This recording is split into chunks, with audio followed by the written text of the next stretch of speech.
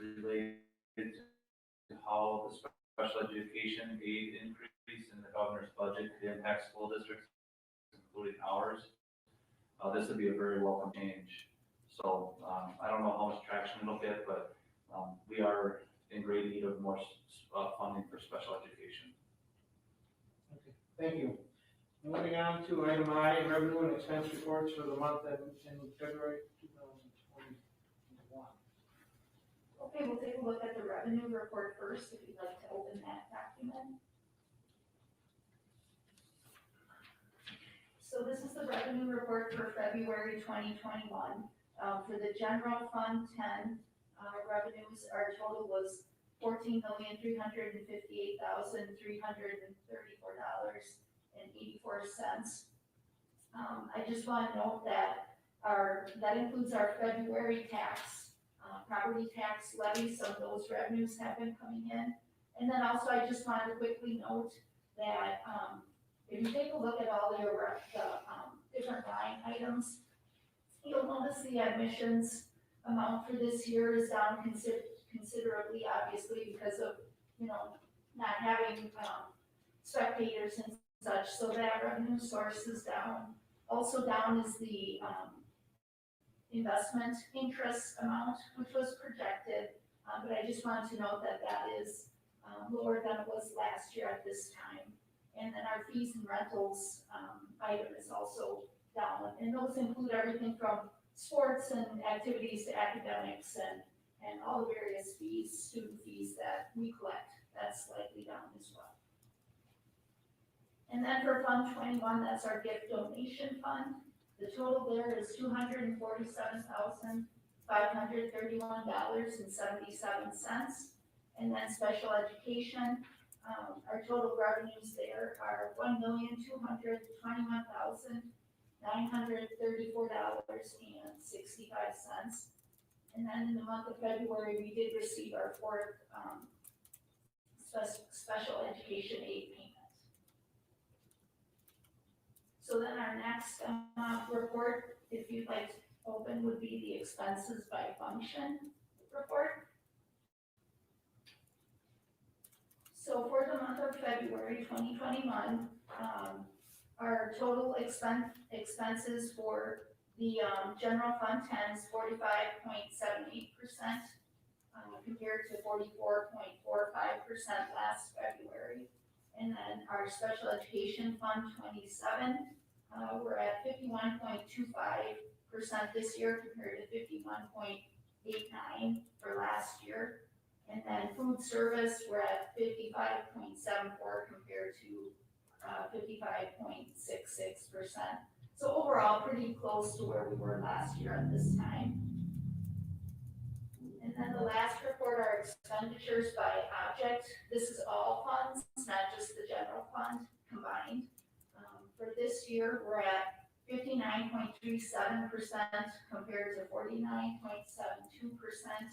And this year we have that line item for the debt service refinancing that has bumped our percentage higher. But otherwise, expenditures are on track. Any questions for you?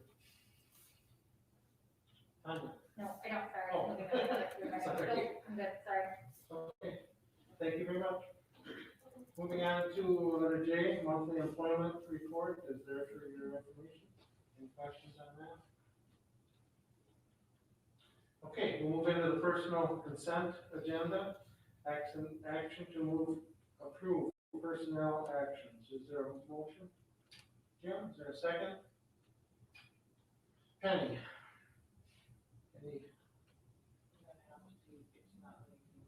Okay, so this will all be roll call votes. Any questions or any discussion on this?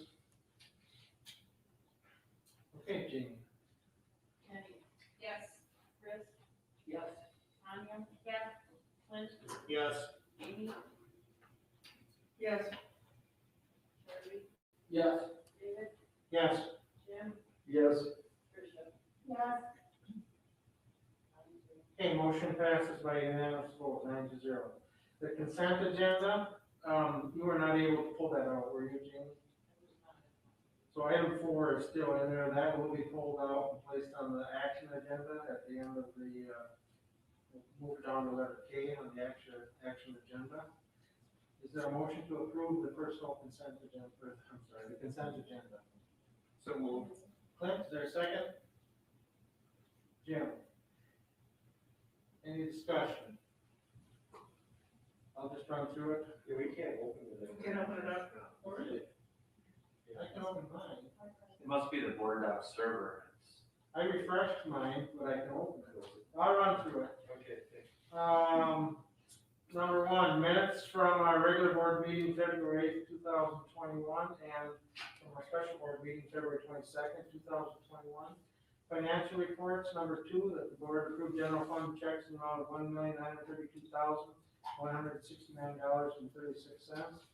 Cash receipts in the amount of $9,580,572.41 for the month of February 2021 as presented. Donations, public donations exceeding $1,000 for the month of February include $1,000 to the Menomonie High School Trap Shooting Club from Walmart. Number 5, we'll skip forward. Number 5 is policy 432, elementary attendance areas as presented. We discussed that at our last meeting.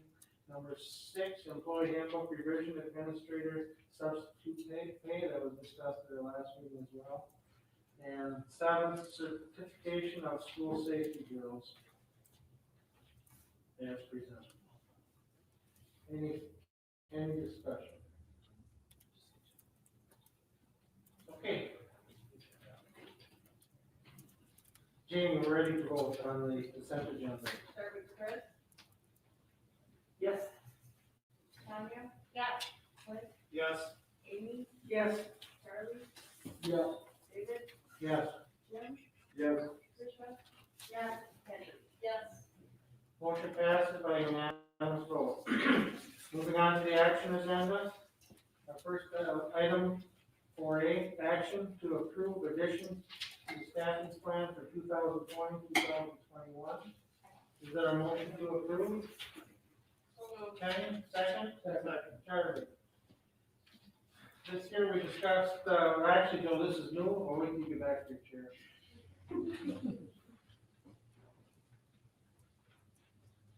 This has to do with special education. Here. You're on the staffing plan? Yep, item 4A. Yeah, Tonya was not able to be here tonight. However, as she noted, and actually at the time of board docs, we had 34 students since February 1st enroll into the district. As of today, that's actually gone up to 37. So we're very happy that more students are enrolling in. However, with the students enrolling in, some of them have special needs, and some of them have IEPs with requirements that need to be met. So we have a great special education staff, but their staff loads are full. And with the new enrollments, Tony is recommending that we need 2 paraeducators to help provide those services. So we're asking for the board's approval tonight. I see in here, Joe, the funding is IDA federal flow-through funding for these 2 positions. Correct. We have a motion and a second. Any discussion? Okay, Jamie? Tanya? Yes. Clint? Yes. Amy? Yes. Charlie? Yes. Dave? Yes. Jim? Yes. Tricia? Yes. Penny? Yes. Chris? Yes. Motion is approved 9-0. Item 4D, approved courses limited to run with enrollment of less than 15. Is there a motion to approve? So moved.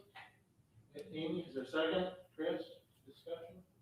Dave, the board went through this in great detail last meeting, and Mr. Drake went through, so I don't know that there's a whole lot. But if there are any questions, Mr. Drake is here to ask them. Otherwise, the recommendation is that the board go ahead and approve the classes listed.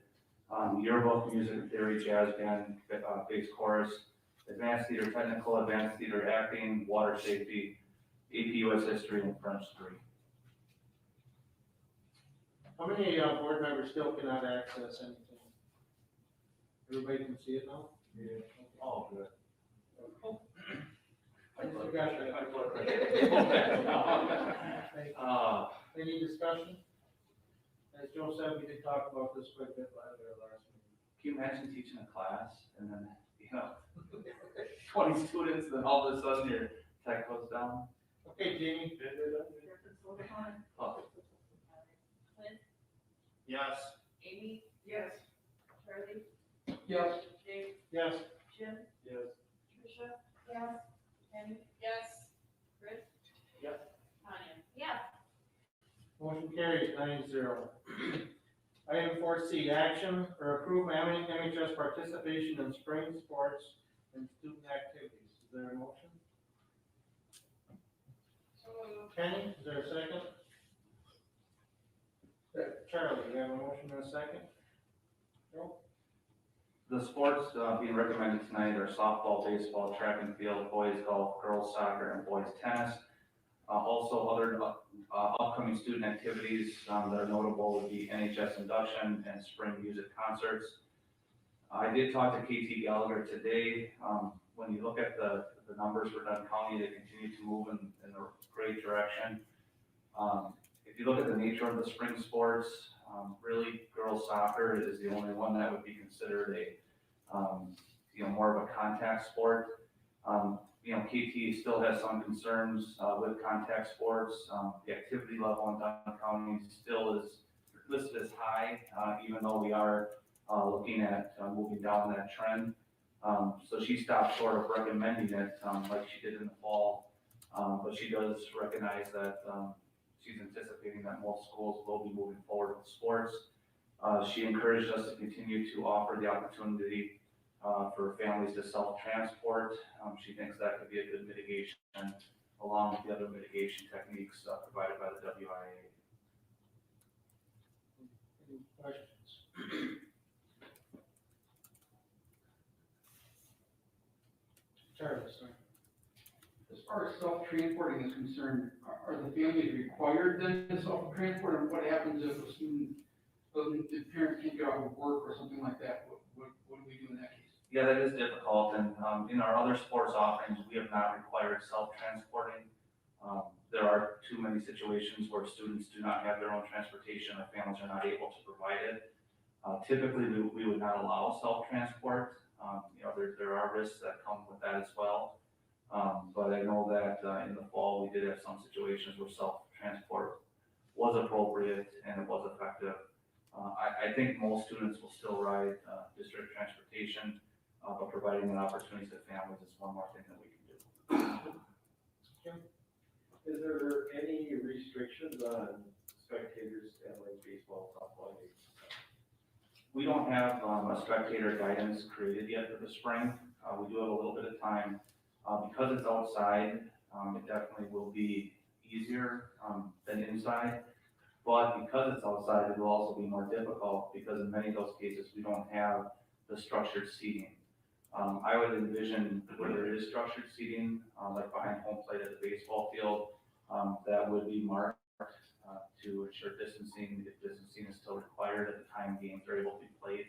But otherwise, it'll be more of an encouragement than a restriction. Most people bring a lawn chair. Yeah. And, So don't feel free. yeah.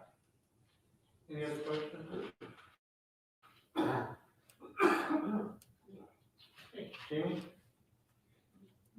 Amy? Yes. Charlie? Yes. Dave? Yes. Jim? Yes. Tricia? Yes. Penny? Yes. Chris?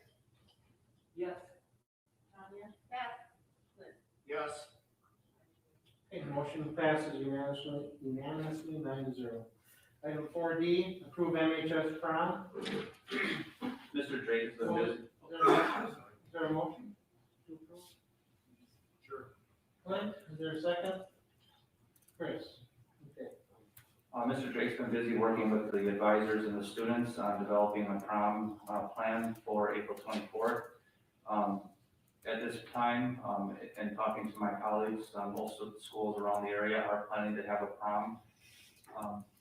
We would build in mitigation the best that we can. However, I don't think we would see a lot of distancing on the dance floor when it comes to the couples. But with that being said, distancing and cohorting and good hand sanitation will be encouraged.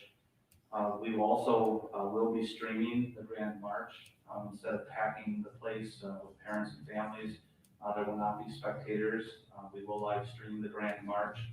And in the event that there was a change in the community before April 24th that required more mitigation, I know Mr. Drake and the advisors have plans to mitigate the event more if needed. But at this time, we would be looking at having more of a regular prom with mitigation encouraged. Mask use will be required with the exception of the formal picture. Any questions? Jim? Is the prom theme a mass ball like in the old days? I don't have a whole lot of input on the theme for Mr. Drake? It is, it's the masquerade prom. So. There you go. Any other questions? Okay, Jamie? Charlie, Yes. Dave, Yes. Jim, Yes. Tricia, Yes. Penny? Yes. Chris? Yes. Tanya? Yes. Clint? Yes. Amy? Yes. Okay, motion carries 9-0. Item 4E, approve MHS graduation ceremony. Is there a motion to approve? Chris, is there a second? Jim? We, before you say anything, Joe, we've been around different options on the graduation ceremony, and so, we had looked at Stout, using the football field, that wasn't a very good option, and so here we are. Yeah, I was really hoping we'd be able to have graduation outside of the stadium, but I think the total was $120,000 or something like that with the proposal that. And talking with other school districts too, we feel that a state graduation can be held. We would have it in the Menomonie High School gymnasium. We would space the best we can. I want to be clear, we do not think we can get 6 feet for the entire class and stage and allow room for parents and guardians. However, we do feel that spacing to the best of our ability will be available. We would limit attendance to parents and guardians. We just don't think it's safe to pack the entire gym like a typical graduation. So we would have the ceremony as normal as possible with the limited spectators. We also think it's important that for people who may not feel comfortable with that ceremony, that we offer a diploma presentation opportunity separate from that. So if there is a student or family that would prefer to receive the diploma and go across the stage, we will accommodate that and provide a separate opportunity. And that you're talking prior to the graduation? Yeah, I don't think we've scheduled the time yet, Mr. Drake, is that correct? Yeah, we haven't scheduled a time on the diploma presentation piece of it. It could be either before or after, depending on what works best, I think, that day. There's a group of parents, I know there was a lot of positive feedback from the graduate parade that was offered last spring. That was new, and I think the parents that typically would do some sort of senior lock-in or something, I think there'll be another parade this year. So the timing of the parade and that entire day is gonna be a busy day. Yeah, I'm sure it'll fit in there somewhere. Questions? Jim? So when it says parent guardians, that would exclude all other family members? I'm sorry, Jim, what Oh, was that? sorry, okay, so it says parent guardians at the ceremony.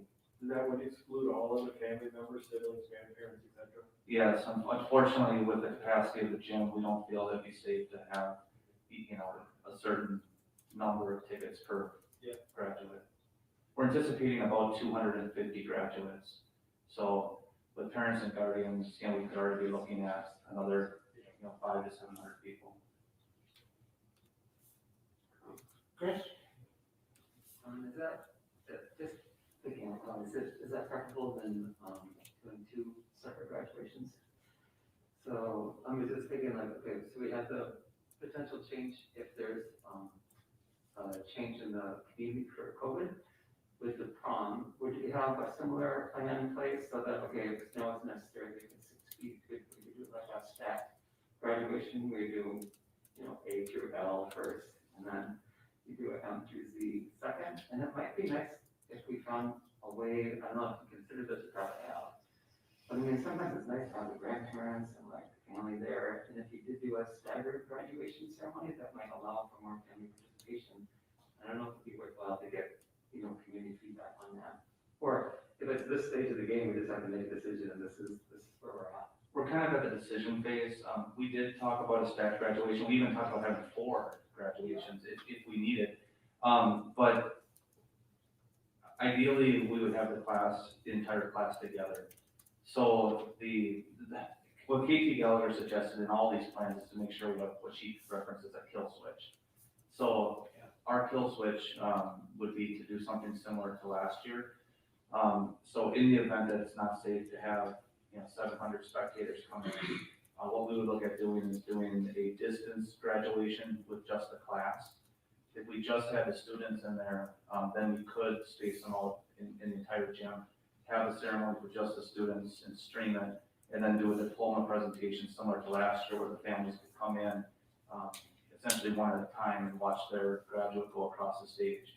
But if we split them up by alphabet, then you have a situation where you get more participation for the smaller group, but there's a lot lost with having that group together for their culminating event. Thank you for the idea, though.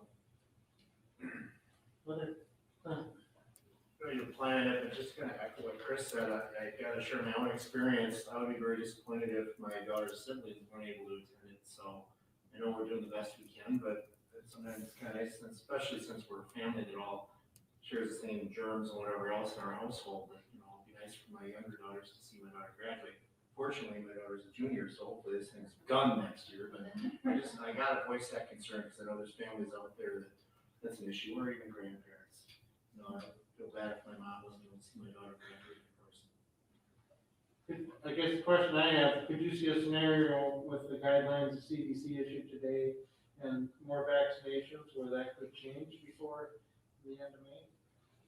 Dave, I really would like to say yes, but I really just don't think that that's something that is very probable. Even with the vaccination guidance, even if someone's fully vaccinated, the guidance that came out today, and I'll cover this in my report, still talks about when you're in public where there could be people at high risk of complications from COVID, that even a fully vaccinated person should be taking the mitigation measures, wearing the mask and such. And that's just a concern, even if we go 4 tickets per person, per graduate, we're at 1,000 people. And then if you have siblings and also or grandparents, we could easily be pushing 2,000 people quite quickly. So absolutely, I would love to have it in the stadium. Even there though, we're going to be limited to 4 tickets per graduate. So unfortunately, I think, this is the recommendation that I have for the 4 tickets. Any other questions?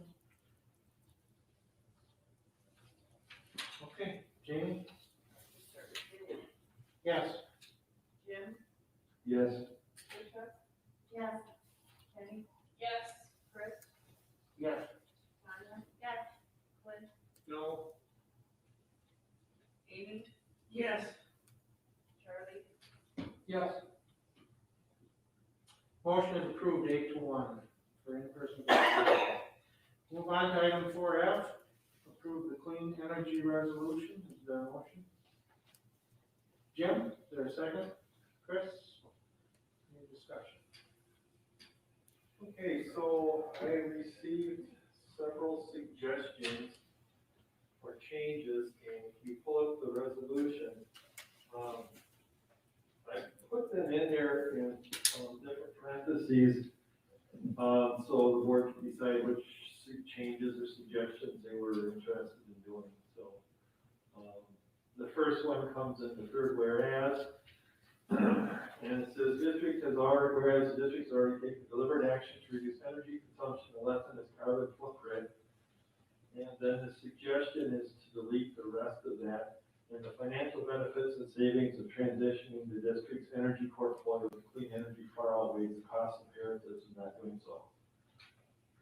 I think that was Charlie's suggestion, if I remember correctly. It was put in there, basically because, when I wrote it, was basically because clean energy or green energy, whatever you want to call it, is, very quickly, or if it isn't already more cost effective, and cheaper than, carbon-based energy, so that was why it was put in there.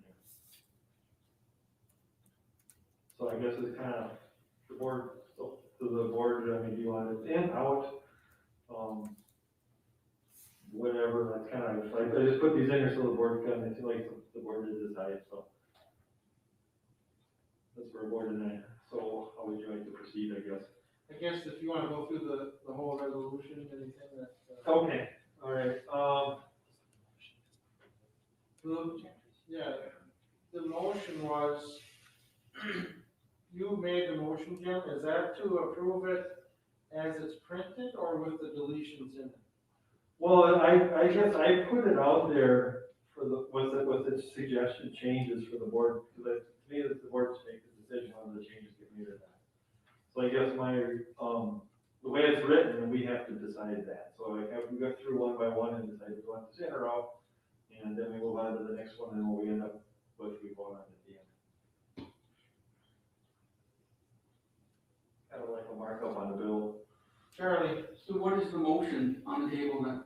Well, the motion is this resolution with the changes needed, whether we adopted the suggested changes or not.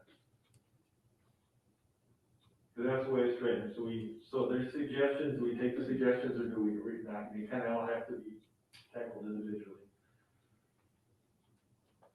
So, first one is, do we delete, the financial benefits and savings of transitioning the energy portfolio to clean energy?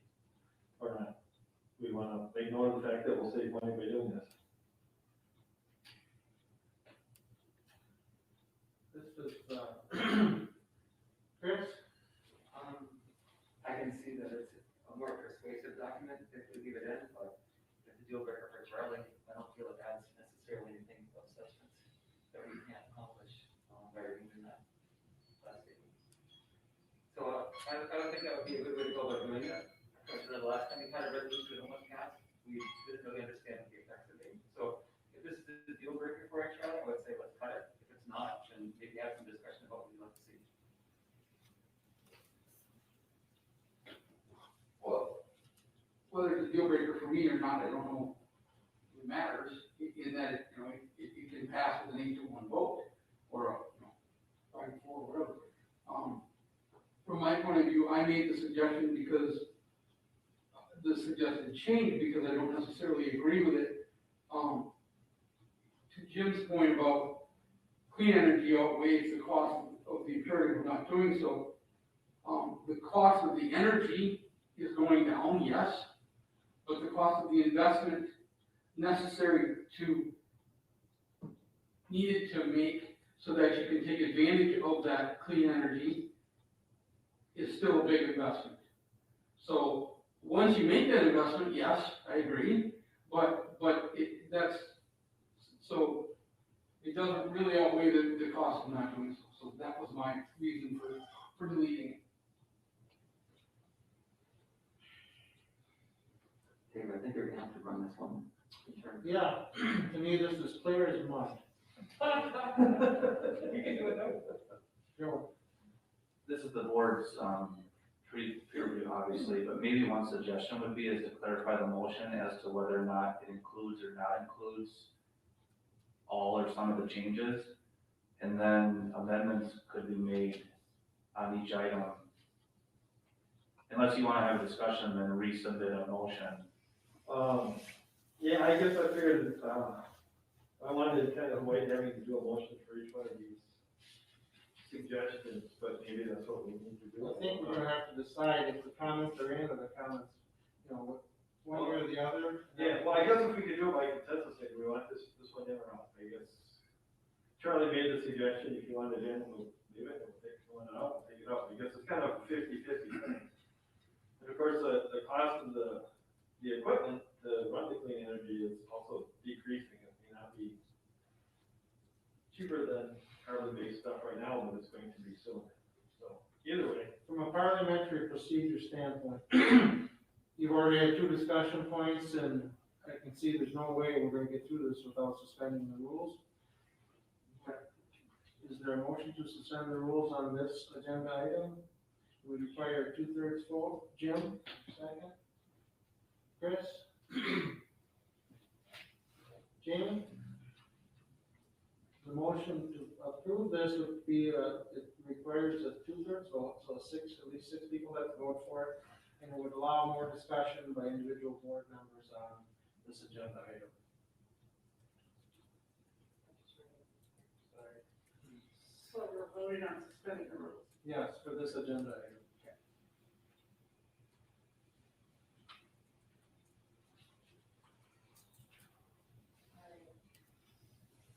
We're gonna start with Penny. Yes. Chris? Yes. Tanya? Yes. Clint? Yes. Amy? Yes. Charlie? Yes. Dave? Yes. Jim? Yes. Tricia? Yes, Okay, thank you. Now, getting back to the main motion, I think, Jim, I think it'd be the cleanest if we just decide, let's, assume that the motion was approved by Jim and seconded by Chris, as it's printed in board docs. If we want to delete something, then we'll ask for an amendment to the motion to delete that as we go down through. Okay, just to keep it clean. Unless somebody has a better idea. For clarification, is that as printed with suggestions in brackets? The suggested changes? The suggestions are in there, but the parts are still in the document that, so when Jim submitted it, they weren't taken out. So let's go with the third one that he talked about. Whereas the district has already taken deliberate action to reduce energy consumption and lessen its carbon footprint and the financial benefits and savings of transitioning the district's energy portfolio to clean our energy far away the cost imperatives of not doing so. So as we approve, my suggestion is that it's, the motion and the second would be the way it's listed right now. If we wanted to amend that by doing Charlie's suggested delete, which would take off the last part of that sentence. If somebody has a cleaner way to do it. Charlie? I'd like to suggest an amendment that we pass the document as printed with the suggestions made in brackets throughout the document. I'd second that. So we have an amendment and a second to do all the suggested deletes in the document. Well, there are some also Any suggested, discussion on that? okay, there's some suggested additions too, just to be clarified. And your amendment, I specifically said, except the things in brackets. okay. So it might be a suggested delete, it might be a suggested add. So your amendment is to change it as the brackets is by? Correct. Okay, any discussion on the amendment? Amy? So to clarify, what we're voting on is all of your changes. Well, This amendment would be, yes, all, or whoever submitted changes to Jim would be to, implement those changes. Does that understand, Amy? I think so, but in other words, all the things that Charlie has to delete or add, that's what we're voting on. well, and Tanya had an idea too. So the amendment is just to adopt the changes for the main motion. We're trying to change the main motion to what the changes in here would read, so in other words, for the third whereas that I suggested before, with Charlie's amendment, it would read, whereas the district has already taken deliberate action to reduce energy consumption and lessen its carbon footprint, period. Clint? My thought is we go with, this amendment and then, see what happens. If it doesn't pass, then you're gonna have to probably break it down and go over each and every one of them as separate amendments. Any further discussion on the amendment?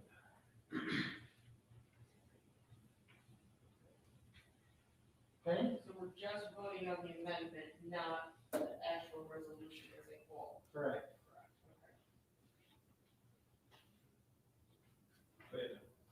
I'm sorry, now I'm confused. You just confused me, Danny. Sorry, I thought I not my understood. intention. It's okay, so run that by me again, whatever. Charlie made a motion to amend it. So we're voting on the amendment right now.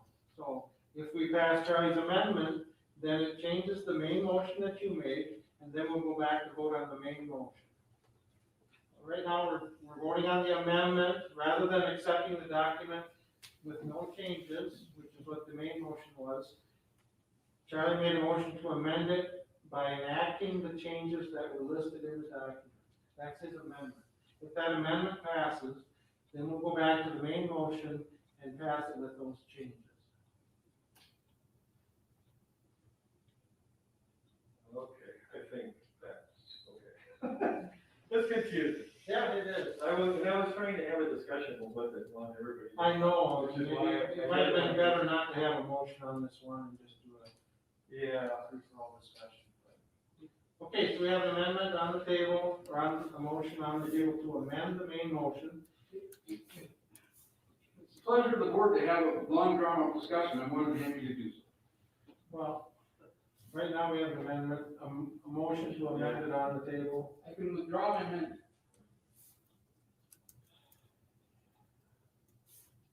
First vote it down.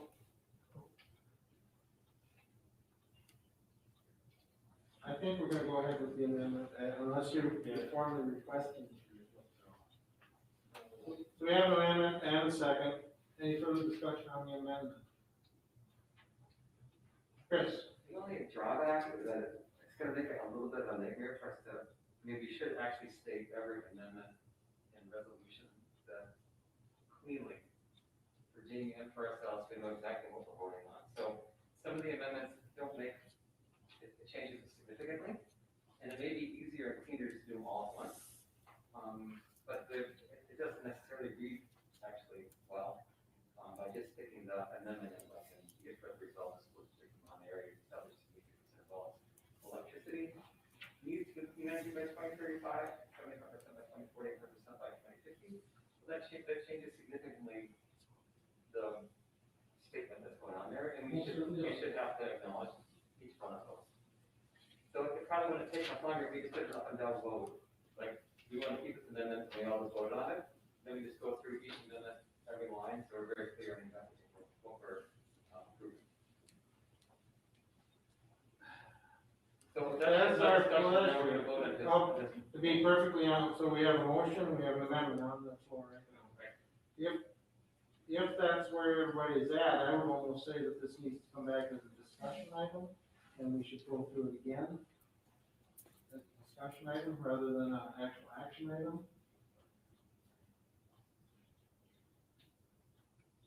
I'm just trying to, yeah, I'm sorry I confused everybody. Amy, Can we vote to move it into the discussion We got a motion. or table it for the next meeting or something? Yeah. we do have, we do have two motions on the table. So Jim, there's a motion to table to a discussion item at a later date supersede. that's a great question. Joe? I believe so, yeah. There's no discussion on the table motion. All right, so then we'll make a motion to table for a discussion at a later date. Do you want to specify a date? Next meeting. Will be April, whatever, 6th or something. Okay. We have, I'm hoping this is parliamentary. Okay. We have a motion, is there a second? Second? Any? No discussion on the table motion, all those, Jamie?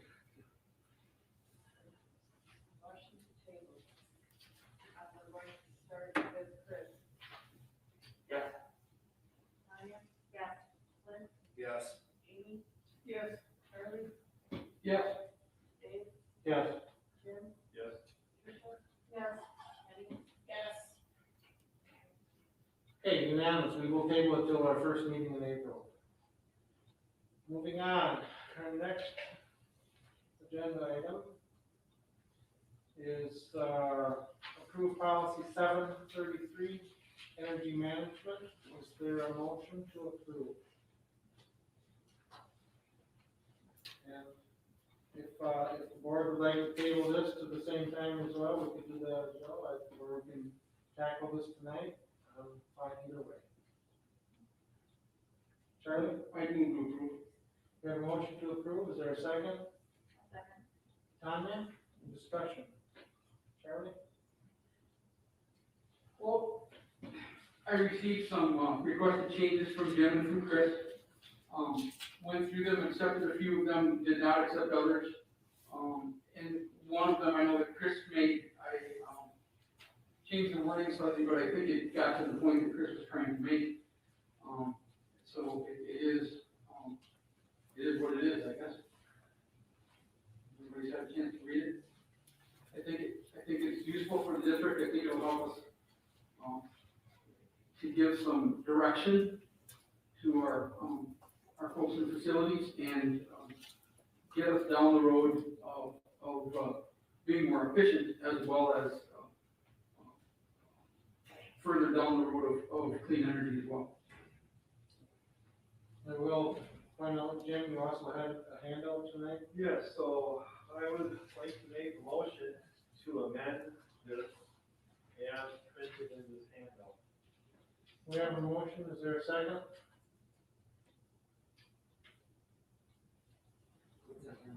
Is there a second?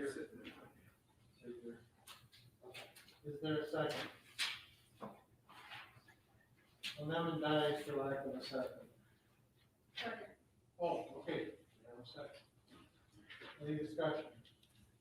So can I explain? Yes. Yes, okay, so my problem with what Charlie presented is that it singles out, clean energy, renewable energy, for special treatment from other types of energy. And I think it will handicap the board and the district in future decision-making with, regards to energy. The changes are happening quite quickly, as we already discussed. Green and clean energy is quickly becoming the most economical decision, and oftentimes. So basically, what I'm trying to do here basically with this is putting all of them on equal footing. So the same standards are applying to each and every type of energy option when things are being decided. A couple other things is I worked the energy banner towards the end. It says principles shall ensure that energy conservation plan is implemented. I just added the words working with energy managers since we don't have one. Same thing in the second paragraph. So that's basically it, just trying to level the playing field, so when they are making, decision making, it's simplified for them, and, future boards and administration and people can, make the best decision for the district in terms of cost, effectiveness, and education. Thank you, Jim. Any other discussion?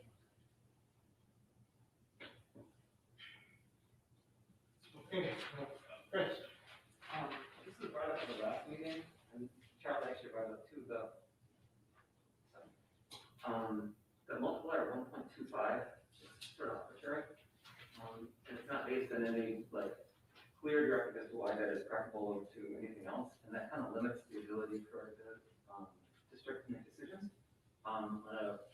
So what I'm saying is that I understand that we were trying to find a way in which that cost effectiveness is a consideration in making any of our decisions, but it shouldn't necessarily be arbitrary in a way that's like handicap the ability of the district to make choices in terms of their purchases down the road. So I don't know. I would probably feel better at 2, but 1.5 at a minimum, just to give more space in terms of giving the district the ability to make responsible decisions that may be based on things that are more important than cost, given the specific range of purchases that we're going to be considering. Any other discussion on the amendment? So the amendment, once again, is to the version that Jim handed out at the meeting tonight. Would replace Charlie's language, correct, Jim? Correct. Any further discussion? Charlie?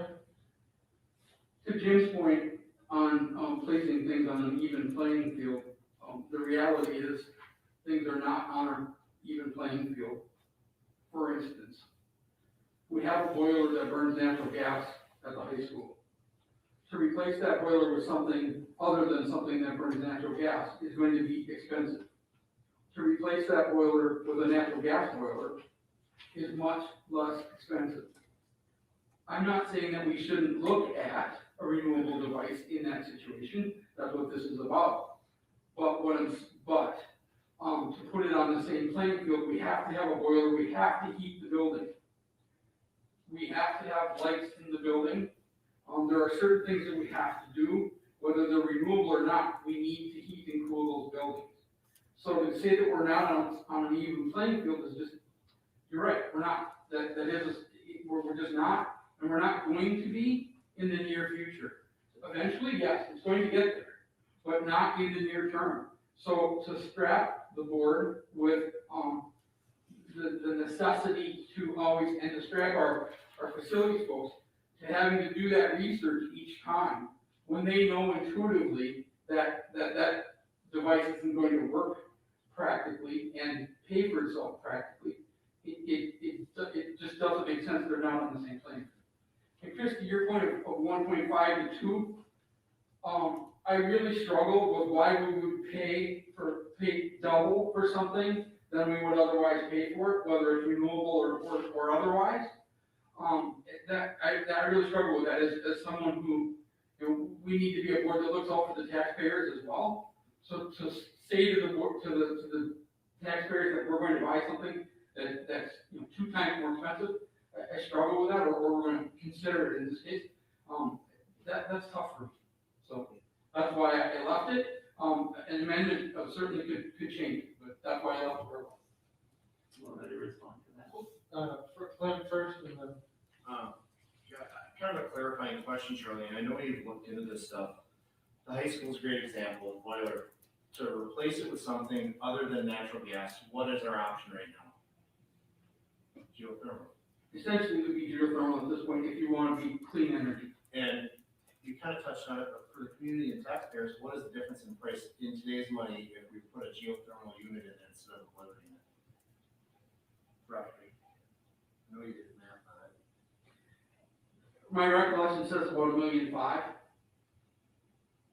And I worked with the district just recently, and for them it was $7 a square foot additional for the entire building to go geothermal versus replacing their boiler. Chris?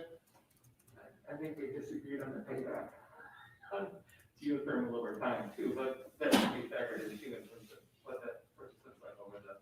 I was just talking about first off. But what I'm saying is, in order for this question to make sense according to your proposal, we would have to factor that in terms of payback over the life of the device, which can be significant.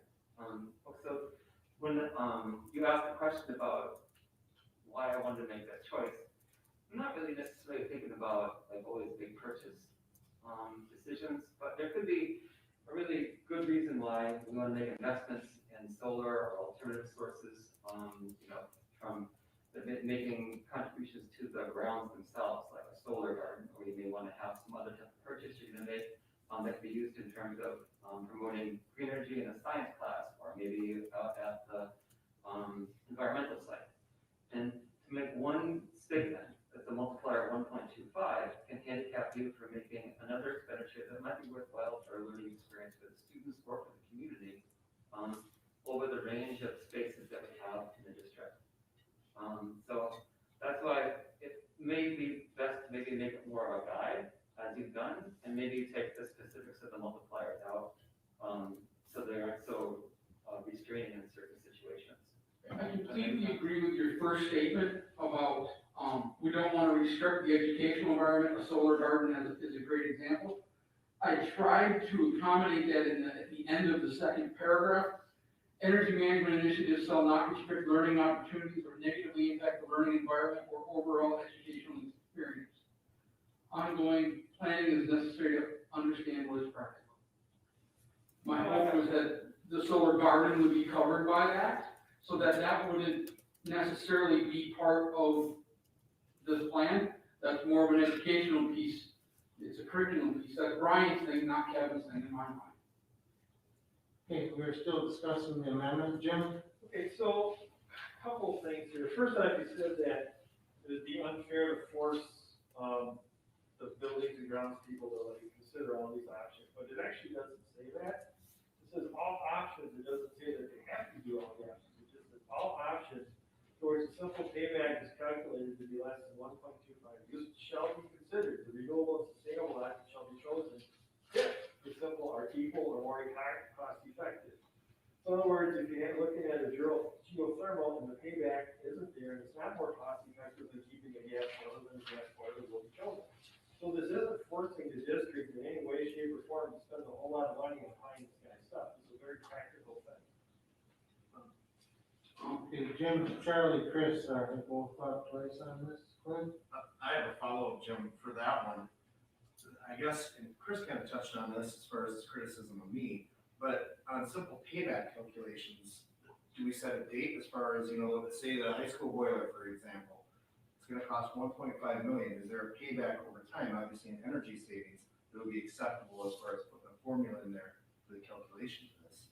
Well, it says you estimated useful life, so if a boiler is estimated to last 30 years, it would be 30 years. If you're buying an electric more versus a gas more, it would be the lifetime of that.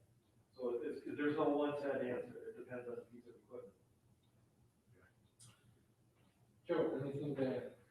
Well, first of all, I appreciate all the work that Jim, Charlie, and everyone else did on this. I did spend a significant amount of time with our director of building and grounds and our energy manager. And we reviewed the policy that's in front of the board, and it's a big ask. I mean, it's a lot, but we also did just add an energy manager position. I think the way the policy is crafted, that's in front of the board, is doable. I think it allows us, it provides us direction for planning with our capital maintenance plan. I think, Kevin and between Kevin and Justin, they have a pretty good idea of where the opportunities are. So as we develop that plan and kind of having the parameter of, perhaps 25% more for renewable, we can plan for that. I also appreciate what Charlie mentioned about still allowing flexibility for the educational outcomes, like at the environmental site, where we have our solar panel there that can be used for an educational purpose. So from the district perspective, the policy that's offered to the board, I think makes sense, it's clear, and I think would be a good change moving forward for the school district. Anybody that hasn't talked, I have a clarifying question. So you're okay with this the way it is? With the policy that's in board docs. Yes. What we're discussing, right now we're on the amendment to substitute Jim's policy, yes. Any other questions on the amendment that's before us?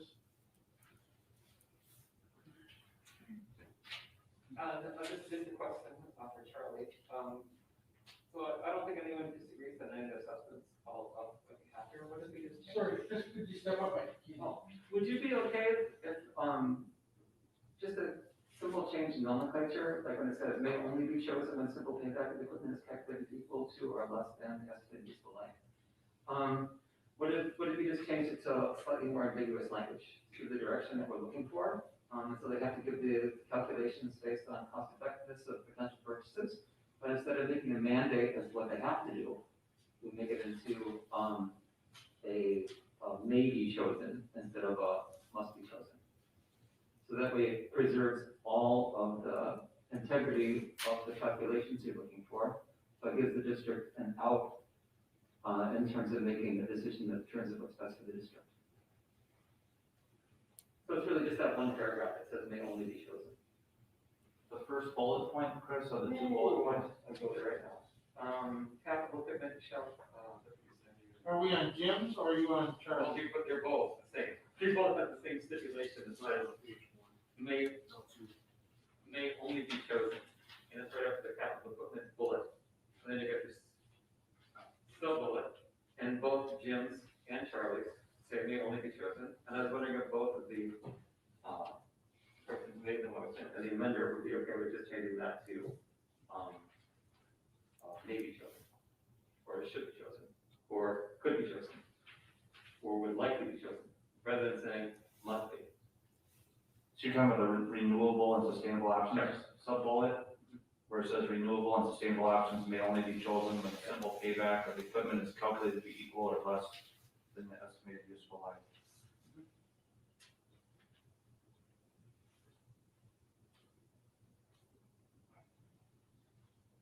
I'm sorry, but I'm not sure I understand. Could you read it the way it would read with your change in it, Chris? Renewable and sustainable options may be chosen when the simple payback of the equipment is calculated to be equal or less than the estimated useful life. So just get rid of the word only. Yeah, because if you say only, that means that they can never, ever make a decision, even if it, even if the calculation is just slightly outside of that, it means they can't do it. So don't make a policy that says that. You've got a policy to give guidance, and you can give them the option to make a decision that's best for the district. I'm sure they're gonna follow the spirit of the law rather than the letter of the law, of the policy. I think we need an amendment, but I wouldn't be against it. Let's, deal with the amendment that's on the floor right I'll now. take Chris's suggestion as a friendly amendment for this. The second, Amy, will you as well? Yep. Any other discussion on the, I just make a friendly amendment, not just good. huh? I would just like to make an amendment, not actually add to a discussion. It's, Ooh, I was gonna make an amendment. wait, I took it as a friendly amendment, what's that? Oh, I was gonna make another one.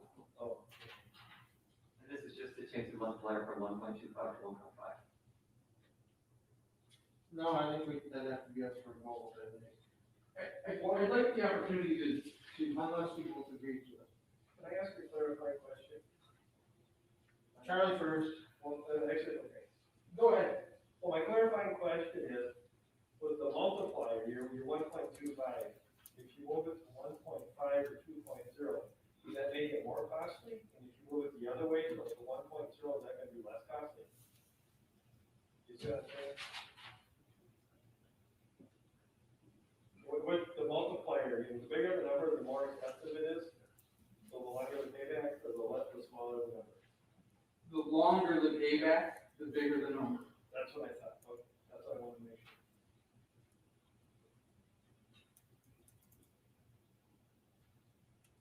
Do you want to change your, No, I just wanted to clarify that to make sure everybody understood. Chris asked to make a friendly amendment to the amendment, to change it to 1.5. Is that something that you and me want to do? I would leave it at 1.25. So we have a motion on the table. Any further discussion on the amendment? Can I was asking, Should we suspend the rules? We've been going, everybody's. well, I'm actually trying to answer a clarifying question Okay. earlier when you cut me off. And, or Jim cut me off. You commented earlier, Jim, about all the capital equipment, energy consuming equipment must be evaluated on performance. That's in here. You were saying that was in here originally, I believe. And then, so that's it, that's all.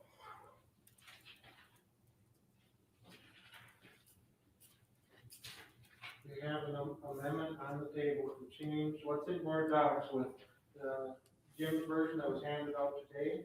We have one friendly amendment which changes it instead of may, Strike the word only. strike only, instead of, strike the word only under the, hopefully you know where it is. I got it crossed off here on my copy. Okay, any further questions on what we'll be voting on?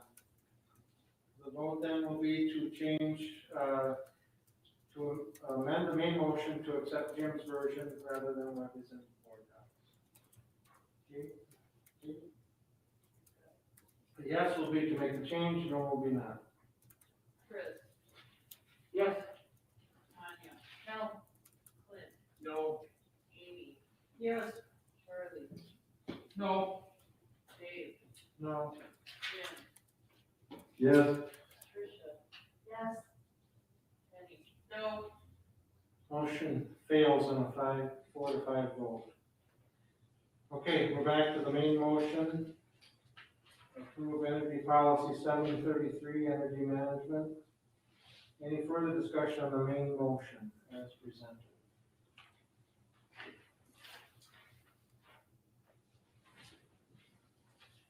Chris? Charlie, are you, good with making the same friendly amendment we made to Jim's motion, changing it to May instead of May only? And the bullet that reads capital equipment and the sub-bullet says renewable and sustainable options may only be chosen. Yeah. Charlie, who made the second? Tanya? Are you okay with that, Tanya? Okay. We'll note that change. Any further discussion on the main motion? Chris? And this is just a clarifying question. When the multiplier moves from 1.25 to 1.5, this is that is increasing the cost of the purchase. It's making the purchase price, I think that Jim was confused about this, or maybe I was. I assume that the lower the multiplier, the smaller the cost of the purchase would have to be. And that when you increase the multiplier to 1.5, it actually gives you a higher initial cost for the purchase over time.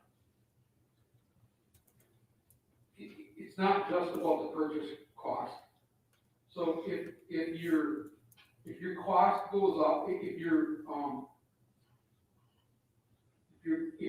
savings is $1,000 and your cost is $10,000, that's a 10-year payback, right?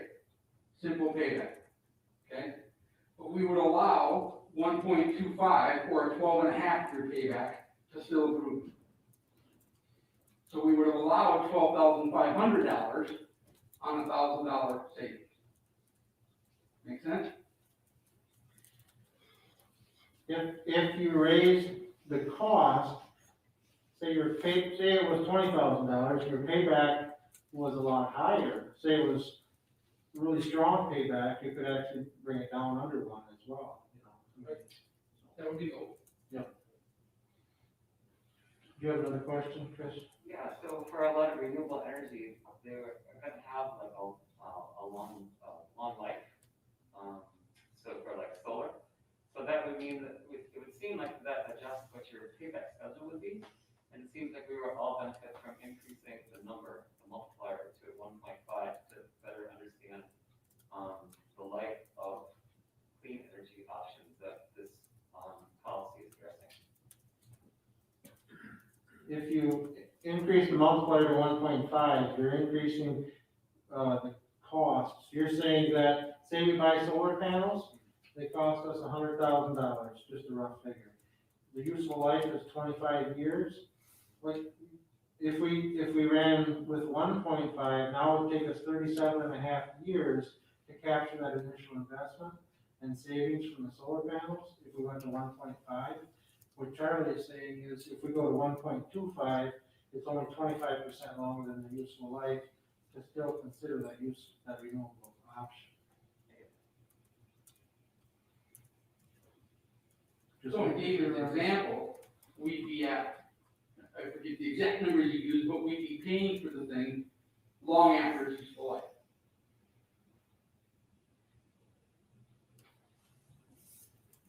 That's why Charlie wants to keep the numbers smaller rather than bigger. I get that. Okay, just making sure Maybe we're all. more flexibility in terms of what the decision is gonna be, rather than limiting it to an arbitrary number. And I get all of that, and I think that explains things differently. Clint? To that note, if a future board decided they thought we were totally crazy, which they most likely will, Chris, they could come and they could change that number from 1.25 to 1.5 with the new policy. So true. Pretty easy. Sorry. Okay, any other discussion on the policy 733? Okay, Jamie, let's vote. I'm gonna start with Tanya. Kath? Clint? Yes. Amy? No, Charlie? Yes. David? Yes? Jim? No. Tricia? No. Penny? Yes. Chris? Yes. Motion passes 6-3. Thank you, everybody. Okay, we'll move on to item H, approve WASB superintendent evaluation system. Is there a motion to approve? Penny, second. Charlie? We did talk about this, we had a presentation at our last meeting on this. Any discussion from the board or questions? One of the things that, you know, what we're asking you for to approve is this new format. It's a $600 charge, gives us 3 years of using the evaluation tool, and it comes with 2 hours of I don't call it help or training time with that. Jim? Do we have any idea how soon we can start training with this if we, once we get the money? They have not set a date or anything, but I would assume that pretty soon. Any questions? I think everybody's questioned out. Okay, Jamie, let's vote. Clint, Yes. Amy, Yes. Charlie, Yes. Dave, Yes. Jim, Yes. Trish, Yes. Mandy? Yes. Chris? Yes. Tanya? Yes. Motion is approved 9-0. Item I, approve Association for Equity and Funding supplemental dues. This is a new one. Joe, or is there a motion to approve? Jim, is there a second? Charlie? Joe? It's pretty self-explanatory in the background, but you can see it was a quick turnaround on the invoice, so that's why I wanted to bring it to the board before making the decision. Essentially what's happening is Association for Equity and Funding has retained a legal firm to do research as to whether or not a lawsuit may be appropriate.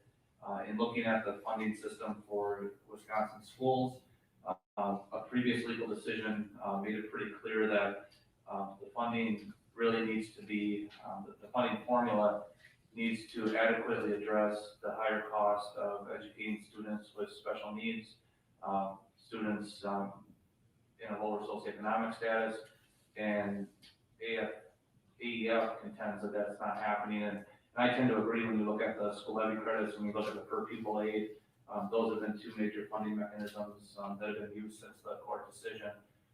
So I do think the subsequent dues would be appropriate. One thing I was concerned with is that, you know, are there going to be additional requests?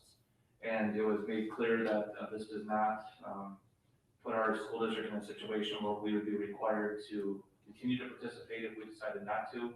I think getting the legal analysis and then making a decision from there would make sense. So I would recommend that the board go ahead and approve this one here tonight. Any discussion? Clint? Joe, can you explain what AEF is? What kind of organization is this? Well, it's a organization that represents schools, particularly schools that typically would do well when funding for schools goes through the state aid formula.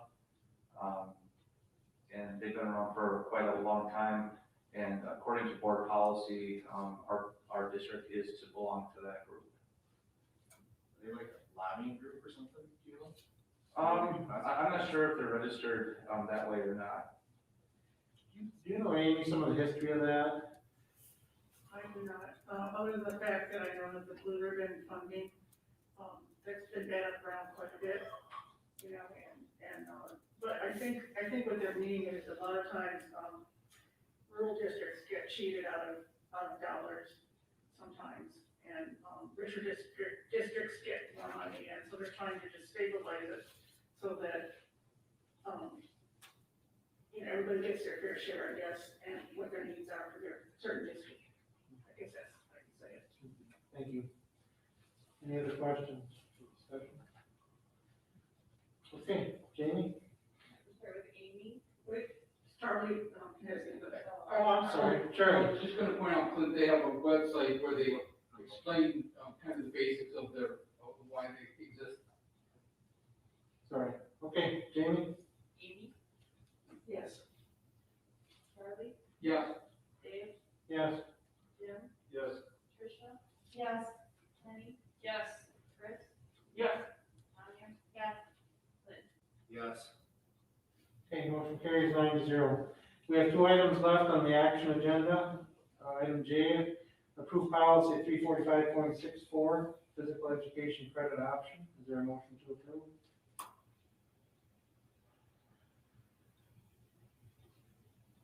Penny. Second, Charlie.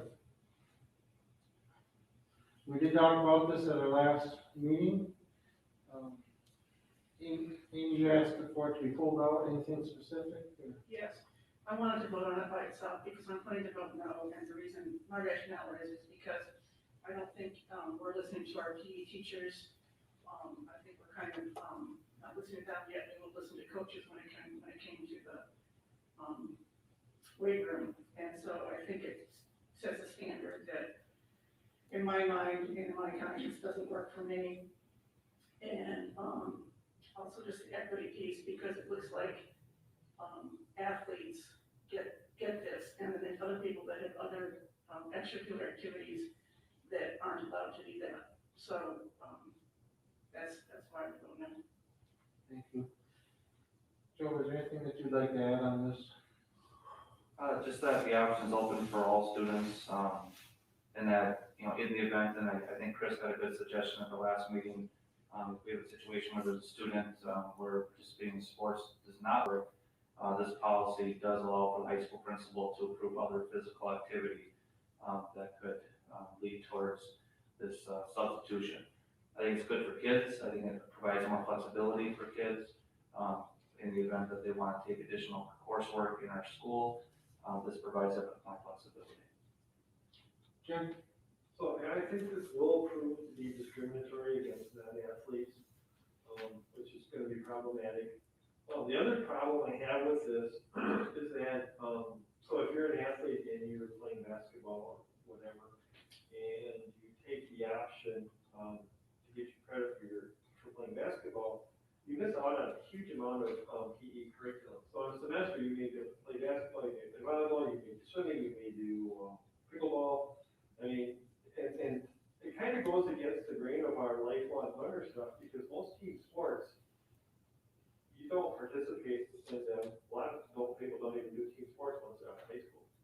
And, you may do a few pickup games or something, but as far as FIED classes themselves, you're learning lifelong sports. I mean, there's people out walking my dog today through a cabin, there's people out there playing pickleball, and have more gray hair than I do. So I think that the PE curriculum much more matches with our directive of having lifelong learners and stuff like that than this does, so I'm opposed to it. Joe? I understand that, and, especially if we're talking about the freshman PE, I would agree with that. We're talking about a FIED elective, which in many cases is more dialed into, a specific, it might not be just one sport, but more of a specific activity. But I guess what I would say is that this is not limited to team sports. I mean, we have golf programs, and, my dad's gonna turn 70, he still golfs every day when he can. We have cross country, we have swimming, there's a lot of lifelong activities, and frankly, there's a lot of people that do play basketball or softball or, some other sports. So, I don't see it to be discriminatory, I see it providing opportunities for kids. The students, just to clarify, will still be required to take one credit, full credit of FIED? Yes. And that's another thing to make sure we understand. This is not giving them credit for playing a sport. This is allowing them to substitute a different class, a core area class, for that credit, that half a credit. So it's a big difference. And it has to be a core area, so. Right. Or an all elective. Other discussion?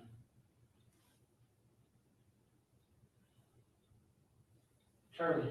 Amy, I find it interesting that you talked about not listening to the PE teachers, but we did with the weight room. The PE teachers were there when we toured the weight room and talked about that, and so we didn't just listen to the coaches, because the weight room is an integral part of PE as well. And the biggest thing I guess that I'd like to point out is we're not forcing anyone to do this. This is a choice that they make, and if they choose to forego that half credit of FIED course that is weightlifting as a junior or whatever it might be, they can then take AP history or physics or something like that. So we're not telling anybody that they have to do this. they can do this. And I think that's very important, giving them the ability to do that, because we know that there are a lot of kids that would like to take more courses but they can't because of their schedule. This gives them the ability to do that. Okay, so let's say you have, I'm sorry, Amy, let's say you have a music student that wants to do the same thing. But they're prevented from doing it, but an athlete can? To me, that's right there is inequitable. Joe, First of all, I would say some of our best athletes are also music students. Secondly, there's no reason why any student can do this. First of all, they could join one of the sports teams that we have. They could join the dance team if they want to, and if none of that works, they could work with Mr. Drake and put together a physical activity plan that would be available to them. anybody that, Clint? Another option they have, like if you bring up like a music student, don't we offer online ed, don't we? Yes, Yeah, so I think my daughter's taking it just to try and get things to work with her schedule, so, that's another option that those music students would have if they did want, obviously if they didn't participate in the sport and qualify for this, so. I just see this as just another option. I don't think it is an equity thing. My kids have taken online health and online, Ed during the summer just to help open up their schedule because they are in music and still want to take electives in agriculture or shop classes, things like that. Any other discussion? Okay, Jamie, let's vote. Can we start with Charlie, Yes. Dave, Yes.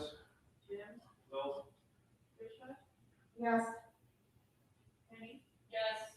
Chris, Yes. Tanya? Yes. Clint, yes. Amy? No, Motion passes 7-2. Okay, the final item, K. I'll go back and see September contract. Motion to approve. Amy, is there a second? Jim? Any discussion? This one is new. actually, we did cover. Oh, we did cover it, I'm sorry. Charlie, any special reason to pull it out? Do you have? I'm employed by Cecil Kennedy, Okay. But not this department. but not this department. So does that mean you're abstaining? That's why I asked her to be polled. Clarify. Yep, okay. No discussion? Okay, Jamie, let's vote. Start with Dave, Yes. Jim, Yes. Tricia, Yes. Penny? Yes. Chris? Yes. Tanya? Yes. Clint, Yes. Amy? yes, Charlie? Abstain. Motion carries 8-0 with one abstention. Okay, that finishes our action items. That's, I think, the longest I action. think so. we've Hey, had. the US Senate has nothing on us for a voter ring. Okay, we'll move on to discussion item 5A, COVID-19 report. Dr. Zawalski? So the good thing about having the long action agenda is I was able to get into the Facebook page for the Dunn County. There were some adjustments made this past weekend to the numbers, so they were late in updating the Facebook page. But numbers definitely continue to look better in Dunn County, in terms of the number of cases, the number of recoveries, and the number of hospitalizations. But what I really want to focus on, I already mentioned the CDC interim guidance for people who have been vaccinated. I want to get down to the student enrollment piece, and the board is well aware that we have had a number of new students move in.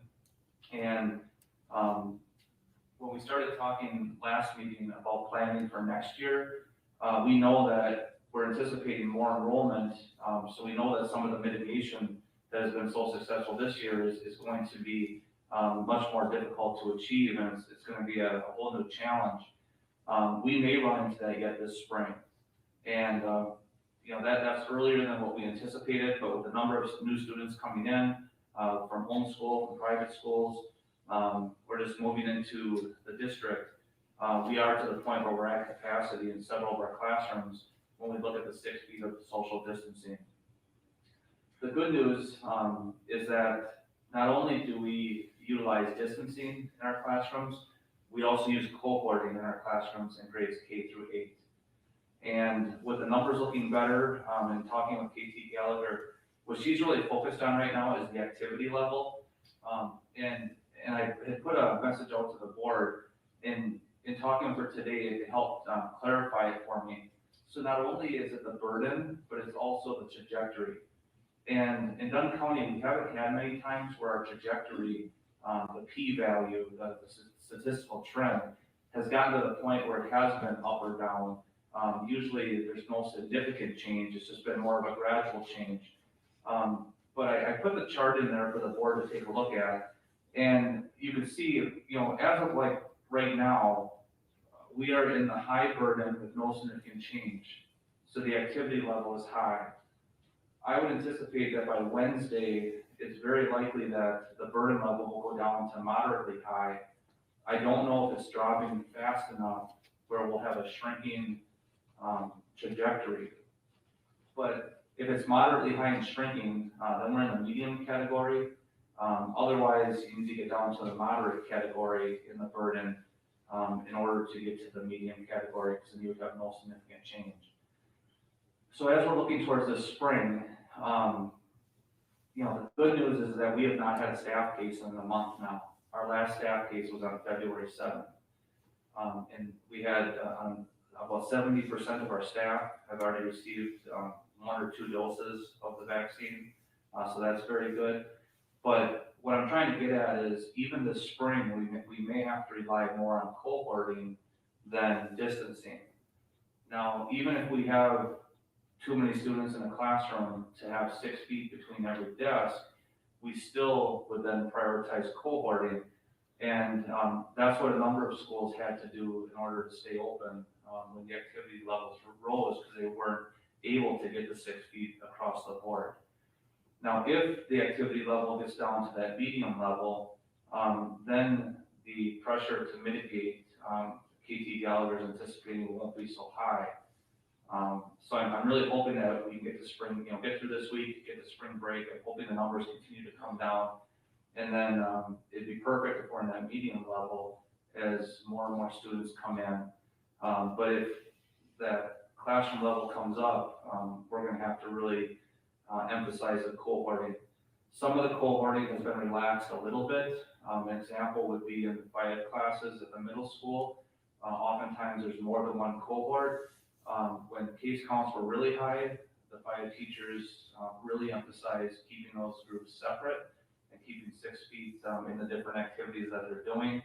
As the activity level has come down, they've been able to relax the cohorting a little bit and focus more on the 6 feet of distancing in the classrooms.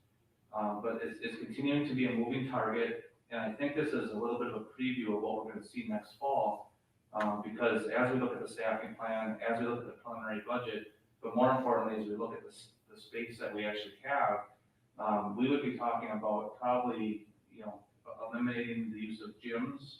We would have to turn those into classrooms, probably the other common spaces like the cafeterias. I'm not going to say that it's not physically possible to have full enrollment with 6 feet. I'm not sure that it's physically possible, but what I can tell you is that in talking with the principals and talking with some teachers, it would be so detrimental to the learning experience for the kids that I think we're better off looking at a cohorting model if our enrollment gets to that point.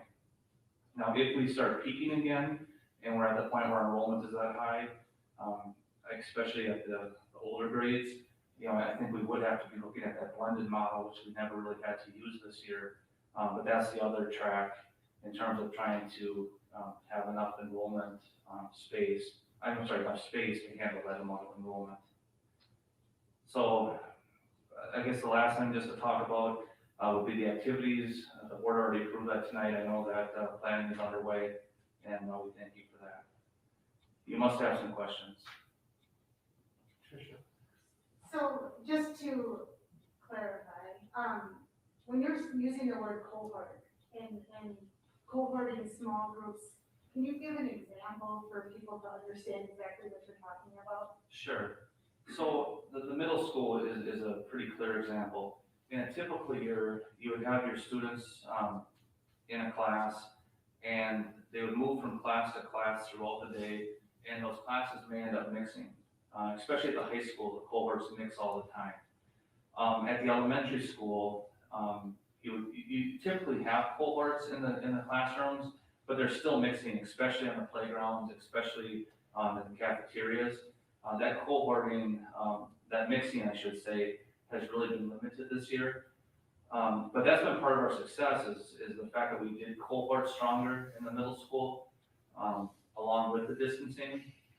And in September, I was just reviewing that letter today, I think it was September 18th, when the burden level went high here in Dunn County. That's when KT Gallagher issued a letter to all the county superintendents and said, you really have three choices here. Get 6 feet, cohort in small groups, and I clarified what's a small group, well, it's a classroom. Or third, go to a blended plan so you can have reduced enrollment. We focused especially on the 6 feet, but also our cohorting, and that's how we were able to stay open. Other questions?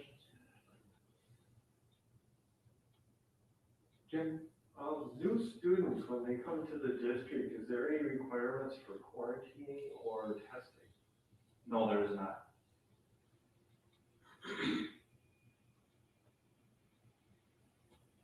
I will say though that all students are expected to screen. I'm sure some families do better than others, but no student should be coming to school if they've been in close contact or if they're having any symptoms.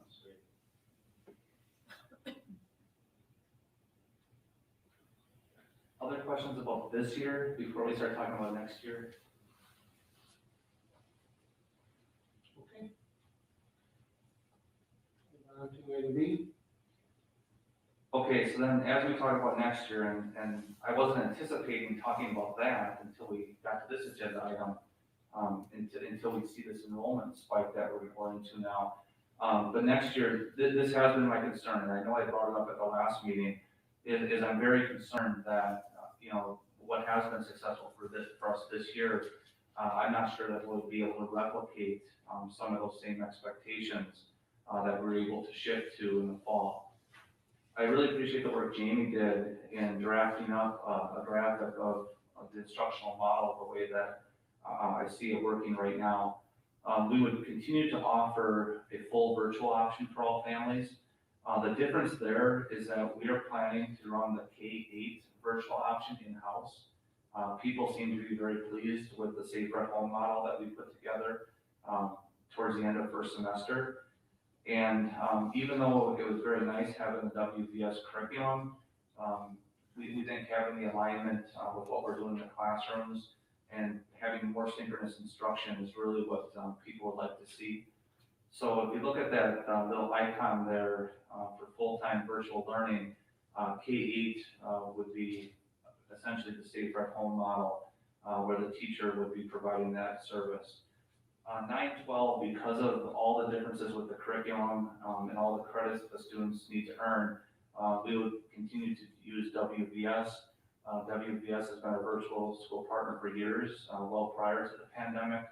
And again, some learners, it works out better for than others, but we just don't see a feasible way to provide a Safer at Home option with Menomonie teachers for high school. So we would continue to plan on WVS.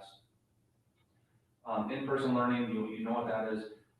So the blended learning, in the event that we are focused more on cohorts, it's very possible and in fact likely that in the event that there is a case in a classroom, and we haven't had as many of those, especially at the elementary level, but in the event there's a case in the classroom, depending on how that classroom runs, more than likely the entire cohort would be excluded.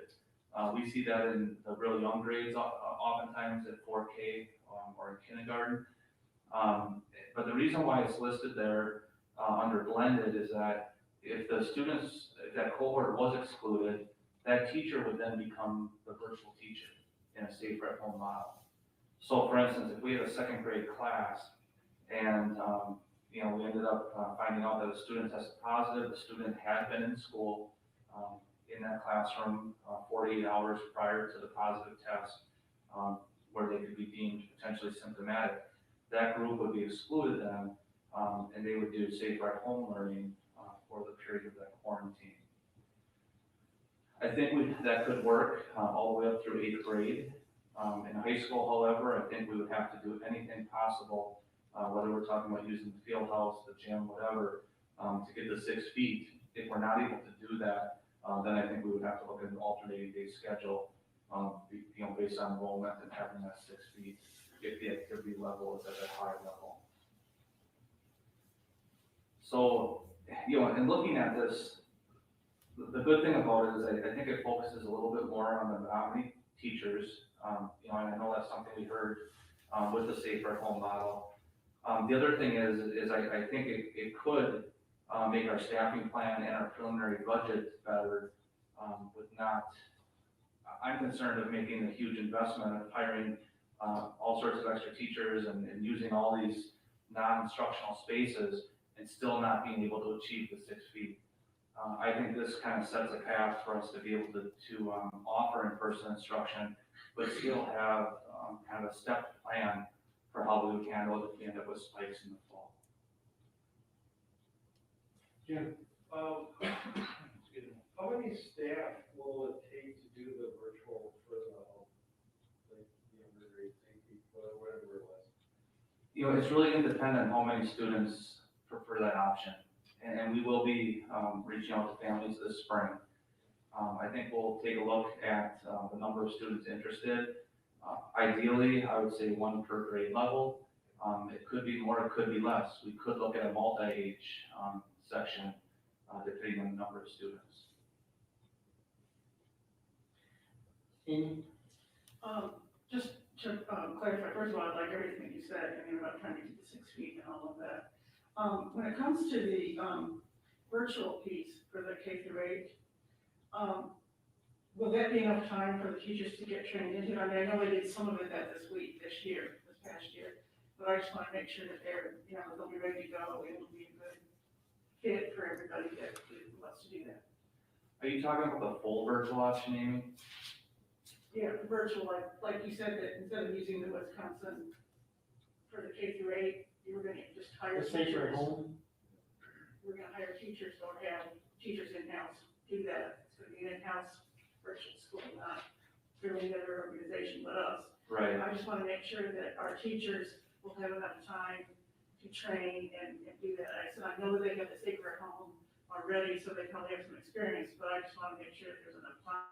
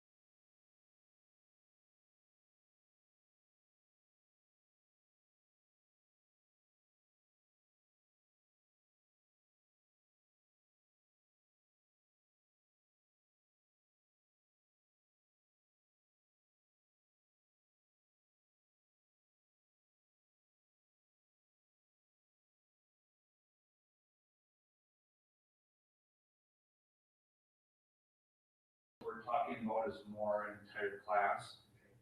However, we have talked before about the idea of sub-cohorts within the cohort. Perhaps, you could have a group of, four students at two tables and do that. The concern I have there is, the service we're able to provide in exclusions. One thing that's somewhat attractive with cohorting is that the entire cohort's out and then the teacher still is the teacher, instead of trying to provide instruction both in person and at home. But I think we need to really look closely at those numbers because we have to look at more than just the instruction. We know that that's a huge disruption for families when students are out. So if we can reliably say that the student wasn't a close contact, we still prefer them to be in school.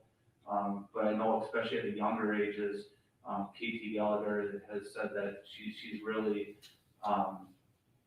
she has seen a lot, especially in some of the other districts, where at the younger ages, the full cohort exclusion is more effective at stopping the spread. Any other questions? Chris? And it's just so far out there, and I suppose we're just gonna do what we did last time, is we'll innovate, like, when we face the reality. And that, I don't know, this makes a lot of sense in terms of trying to get a structured way to be more likely to think what's gonna happen. The only thing that I really like the idea of having, I really like the idea of having a safer at home learning, option in the middle school especially. And one of the trickier ones that we've been encountering is the foreign language instruction, the WBS. And would that be something we would be able to do, and we would much prefer to have a district instructor, especially with something so interactive as foreign language? Is that something you'd be able to offer in the safer at home model that would be taught in the district in the middle school? I would have to talk to Mr. Betcher about that. I think our staff loads are awfully full. So unless that cohort was able to, the virtual cohort was replacing an in-person cohort like we did with the safer home model before, I think it would be problematic, but it's definitely something we can discuss and look more into. Thanks for the idea. Any other questions? Clint? I'm trying to be optimistic. Is there a plan to transition away from some of the mitigation numbers? Numbers say, statistically, I think it's gonna be hard to hit zero as far as total COVID cases. I think you're gonna have some threat out there.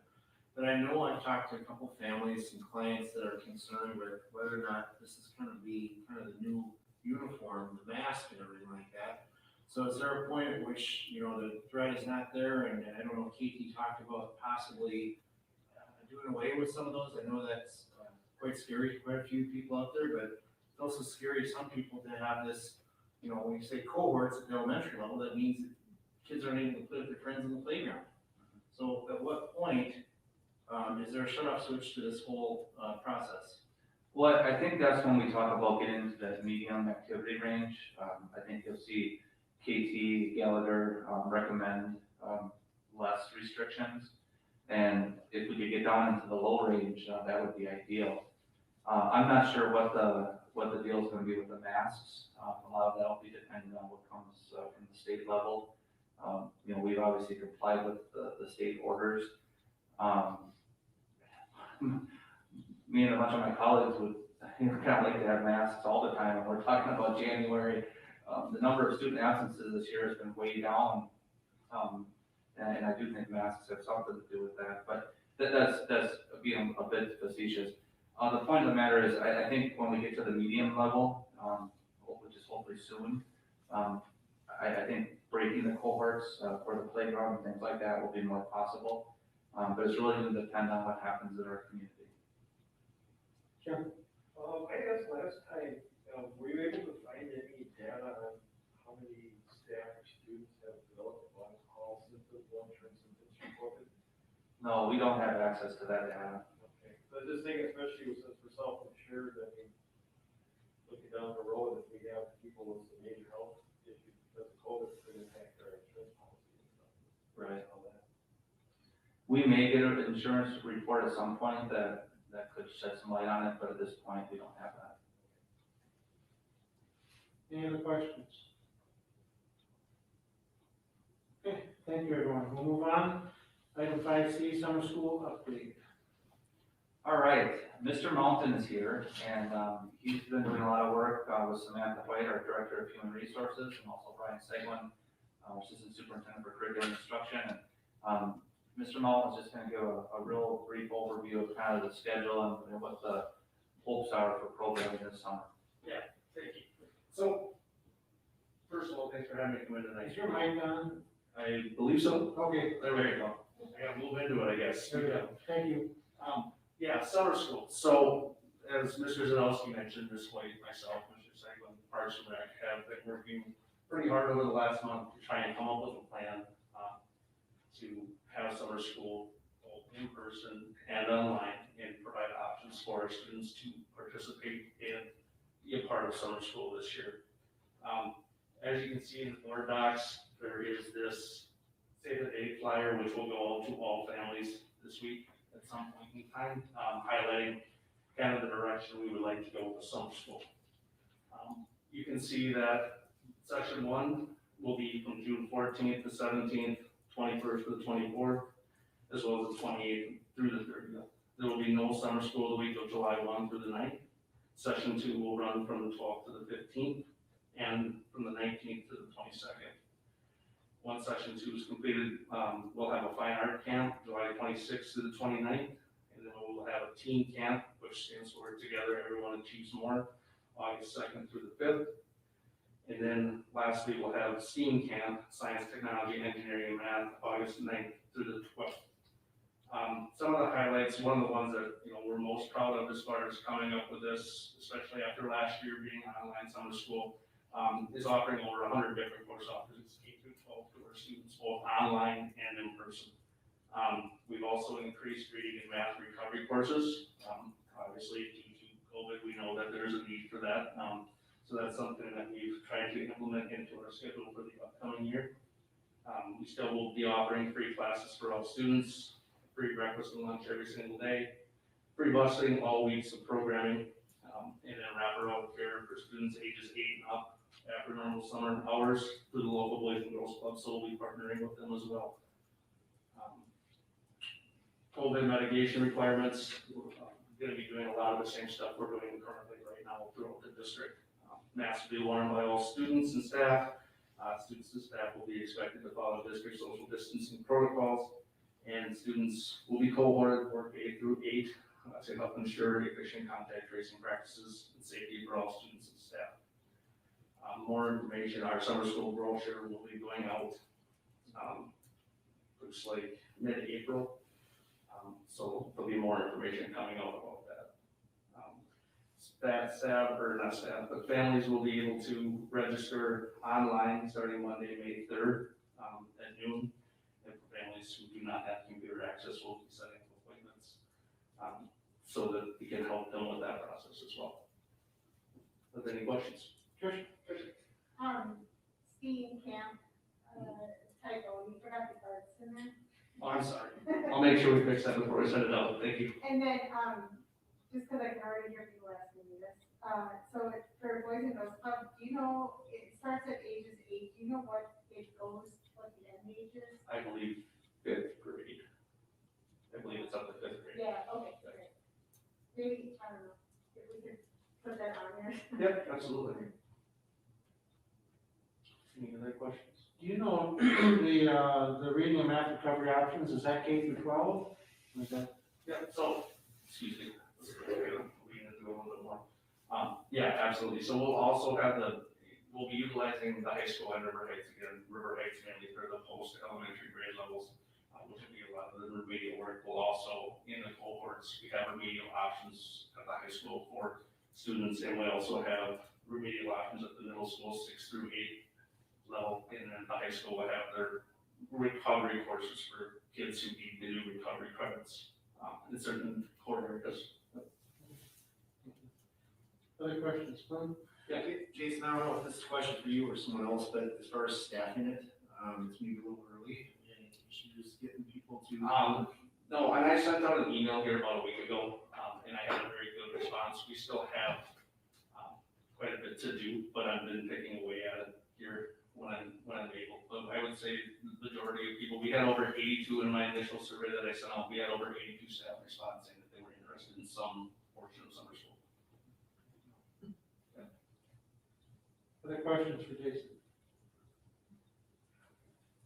Chris? When are we gonna get a course array for, The course array, like the booklet? well, for what do we offer in the summer sessions, 1 or 2? Yep. So that's the brochure that I was talking about, and the pamphlet that we get out every year that'll come out in, sorry. Did I miss the date? Yep, in April, so it'll be like the week of April 12th. I don't have an exact date yet. Oh, that's good. But yeah, once the printing company, we get everything finalized, and we get to the printing company, they'll print it, and then we'll get it out. We're looking at mid-April, but. Any other questions? I just have a comment, it just sounds so awesome and so good, and school, like, just gonna appreciate it so much more. Just hearing you talk about summer school. Very nice. Okay, thank you, Jason. Thank you, everybody. Thank you. Item 5D, 4K programming agreements for 2021-22 school year. Yeah, Brian will come up in case there's any questions, but essentially this is the same programming agreement that the board has seen in previous years. When we get to compensation, I can explain more about the CPI and what we're looking at for increases, but the plan is to increase the reimbursement rate by 1.88%. Brian, was there anything else specific on the agreement you wanted to point out? No, that's the only change. Any questions for Brian? Well, that was last year, we heard some complaints that the compensation wasn't enough, so is this adequate? Everybody happy? If you remember, we didn't used to raise the. I know, I understand that, but I'm just saying, what we're doing is keeping everybody happy. Yep, so, it was about 3 years ago that we did that. Yeah. And, you know, when we met through our collaborative process, explained where we were at and continued the process. That was the only, question we had was, were we to continue that? And our partners are happy with this. Yeah, and just to recap on that, the reimbursement rate had not changed for quite some time. And the board approved a couple catch-ups, and then since then, the idea is to keep it in line with other staffing increases, which will hopefully keep it competitive. And I think people are happy to see that we're able to continue to do that. Thanks, Brian. Okay, we'll bring this back for approval at our next meeting. Staffing plan for 2021-22. We tried to break the staffing plan down into kind of a base staffing and then extra staffing for COVID. And you can see that in the base staffing plan, we're looking at adding 3.5 teachers or FTE of teaching positions.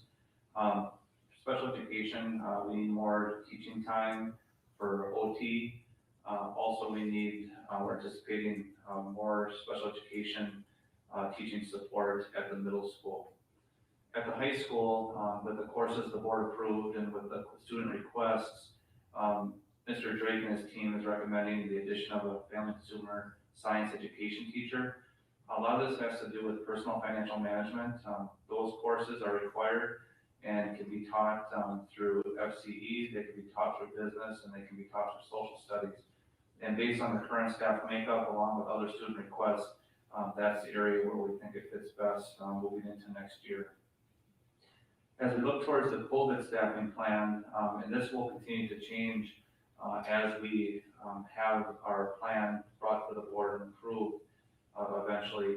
Right now, we're anticipating up to 20 FTE teaching positions may be needed to meet the COVID needs of the school district. Again, depending on what we do, depending on the number of students and families that choose the virtual option, that number may fluctuate quite a bit. So we're still working through that piece. I would anticipate changes before it comes back for your approval in April.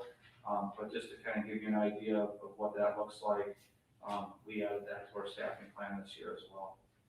Any specific questions about the staffing? I know Sam was here and she could help you answer them too if need be. Jim? So how dependent on funding from the state budget, from the state, when the budget gets passed, is this plan? Well, We end up having to like go back and revise it and add or subtract at some point?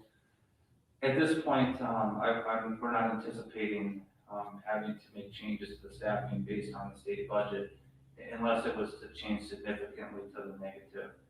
But even there, my recommendation would be that we move forward into next year. You know, going into this current school year, we talked about that, and we talked about, we were anticipating a deficit. Now, we're very pleased, to see the COVID funding that we've had, and that may allow us to delay that deficit for a year, or possibly, you know, maybe even eliminate it at some point.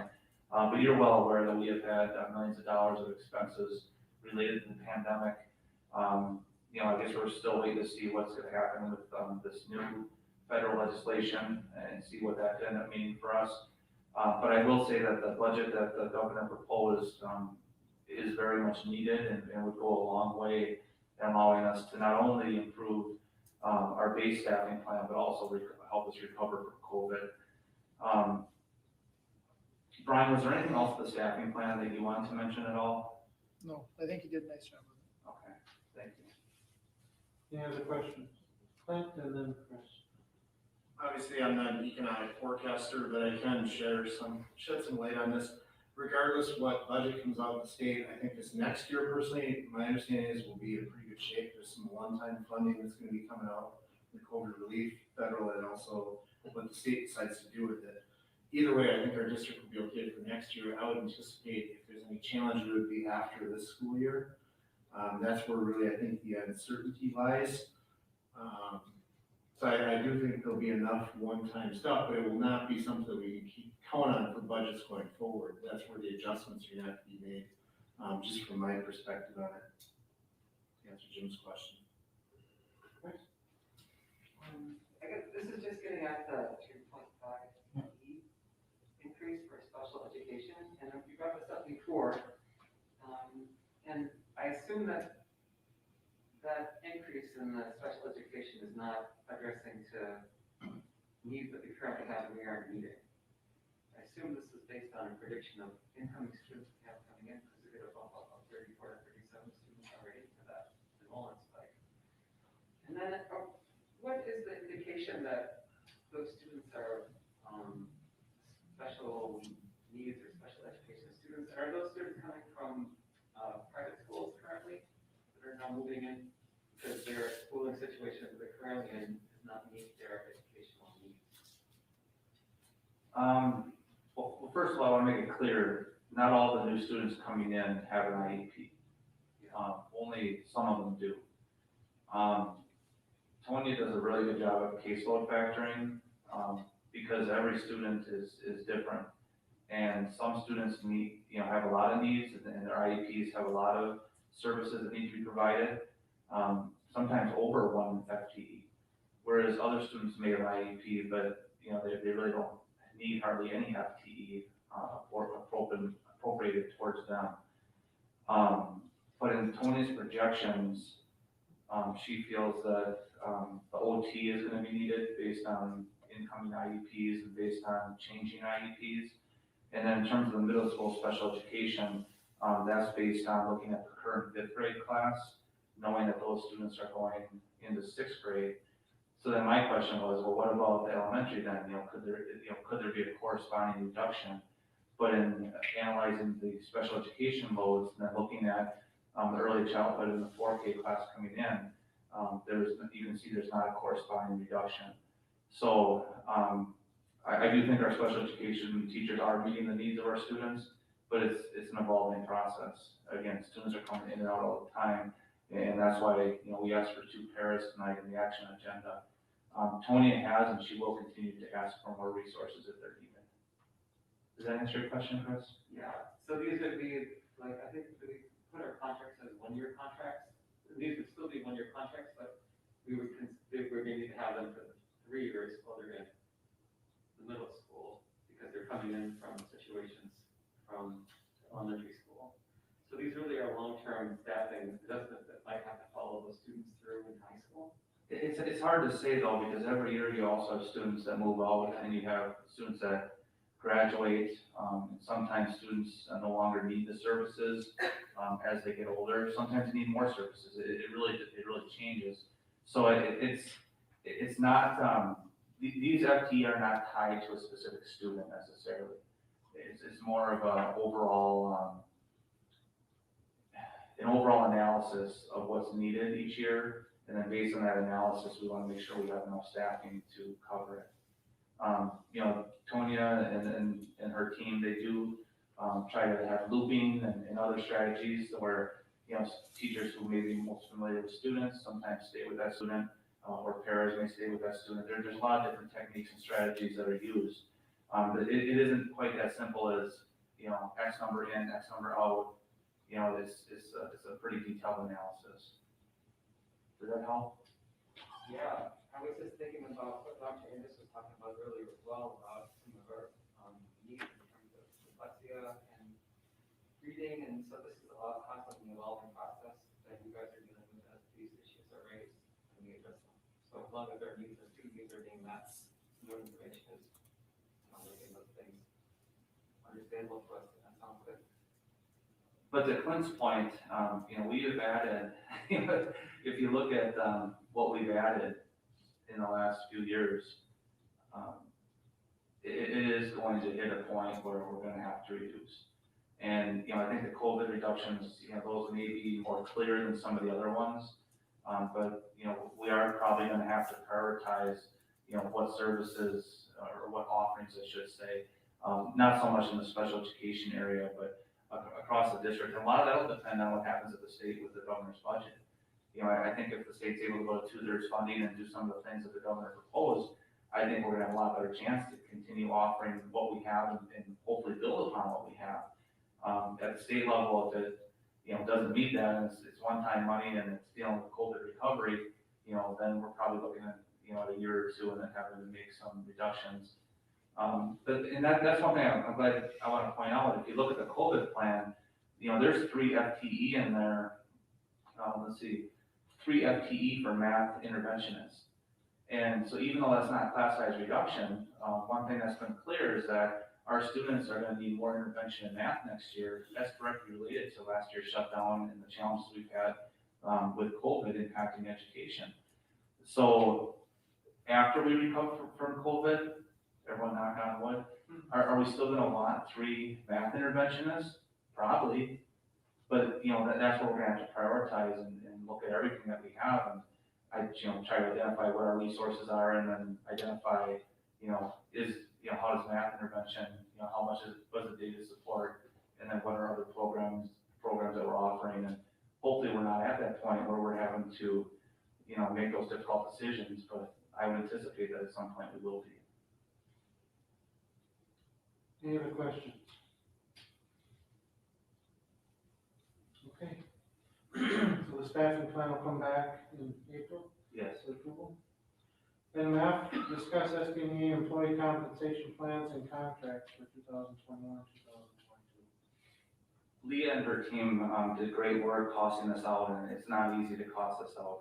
It's a lot of work that gets boiled down into one spreadsheet. But to try to sum it up for you, we've had other years like this where the CPI has been low. You can see the CPI was actually 1.23. And our board has done a great job in the past instilling confidence in the pay plan that we have, ensuring that all of our employees, if they're on a pay schedule, they've counted on being able to move on that schedule based on what that schedule says. To do that for next year, we would have to invest above the CPI. And the way that Leah and her team calculated it, it would require an increase of 1.88%. So it's not drastic, but it still is more, and I think it's something that's important to note that this board has been willing to do that in previous years. So then what we've done in the past, is we've used that 1.88 as kind of our base increase across the board. You know, we heard about it for the 4K contracts. We'll be negotiating with the transportation company, and that typically has been kind of the number that we use for our rates once we get that set. A different caveat this year, though, is as we look at this with our hourly staff, and there's been positive changes made in the past with how we pay our hourly staff. But if you look at what that 1.88 does, when you put it across the hourly schedule, is it results in paying the steps, and we have some very generous steps in the hourly pay schedule. But the problem is all of that new money is eaten up in those steps. And the leftover only results in a 1 cent increase on the wages for the rest of the staff. And, in previous years, there's been low increases, and we see the same thing with the teacher scale sometimes, because especially when you have more newer staff, a lot of that new funding is eaten up by the larger increases. But when we look at hourly and then we look at comparables, we really feel that we need to do something different with the hourly. And working with Sam and Leah and, trying to figure out what we could do. Looking at that wage schedule, when last time this was evaluated a couple of years ago, we knew that the starting pay at the hourly level, at the hourly group was low, but we also knew that there were large steps in there in each of the first 2 years. But based on what that does to each year when we're looking at the compensation increases, we think it would be a very good investment for the school district to eliminate that first year on the schedule. It would increase our starting pay, which we think is good, especially now. We think it's important to recruit, good hourly employees. Also, with all the talk of, increasing federal minimum wage to $15 an hour, a few of those positions have starting wages they're approaching $15 an hour, but they're under that. Eliminating that first lane would allow all starting wages to get above $15 an hour. And then also, there'd be more funding left over this, with this investment this year, in future years, that could be put across the scale. So again, it's a sizable investment, but we think it's a very good investment, and we think it'll, kind of fix this problem that's been a challenge for the last few years. Any questions or thoughts on this? I do see, we still have the supervisory aid position that's the first 2 years is still under 15. Everything else starts out above $15 an hour.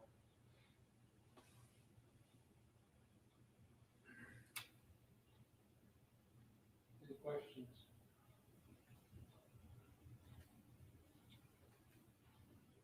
Dave, thanks for pointing that out. In the narrative on the bottom of the last sentence on the second to last paragraph, we are suggesting that the supervisory aides, that starting wage be increased. And we'll have to put you'll see it when we put the final recommendation in for the next meeting before approval. But we are recommending to move that starting pay up to $15 an hour.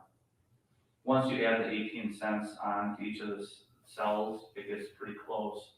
It won't take that much more of an investment to get that to 15 as well. Okay, thank you. Any questions? Okay, we'll bring this back at our next meeting for approval. Move on to item G, review early college credit program requests for the fall of 2021. The board sees this every year, and it's a required report. What you can see there for fall of 2021, we had 157 requests by 32 students. I appreciate Brian putting in the past history. You can see that it is fairly comparable to the recent years, and we're happy to be able to provide these programs. Any questions on that? Okay. Item H, review items related to next meeting dates, etc. We have no meeting the end of March. Our next meeting will be April 12th. And don't forget, the election is the 6th of April. Anything else? Okay, motion to adjourn. Amy, second. Jim? All in favor, signify by saying aye. Aye.